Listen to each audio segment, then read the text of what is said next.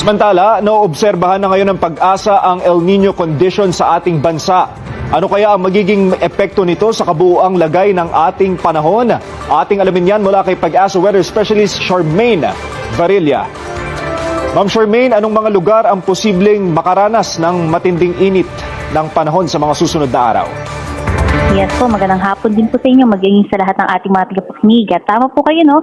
Kahapon ay nagdeklara na nga yung Pag-asa ng pagsisimula o paglalabas ng El Nino Advisory. Ibig kong sabihin nan, asahan na po natin yung epekto nito, especially pagsapit ng July and August na kung saan makararanas nga po ng matataas na mga pag-ulan, especially yung kanlurang bahagi ng ating bansa. Samantala, pagsapit naman ng last quarter this year or first quarter next year, asahan naman po natin na posible nga yung pagkakaroon ng drought o mababang supply ng katubigan especially dito sa may silangang bahagi ng ating bansa at iba pang mga probinsya sa Visayas at Mindanao.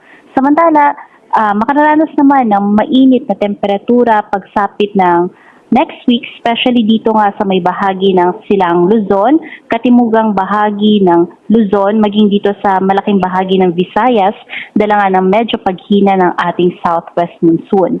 At ngayong araw, nakakaapekto yung ating habagat sa may kanlurang bahagi ng northern Luzon na siya magdudulot ng mga kalat-kalat na mga pag-ulan sa Ilocos Norte, Ilocos Sur, La Union at Babuyan Island. Samantala, magiging maulan din sa Batanes dala ng frontal system at dito naman sa Metro Manila at nalalabing bahagi ng ating bansa, localized thunderstorm naman ang siyang iiral. At yan ang latest mula dito sa Pag-asa Weather Forecasting Center, Charmaine Varilla, nag-uulat. Maraming salamat, Pag-asa Weather Specialist Charmaine Varilla.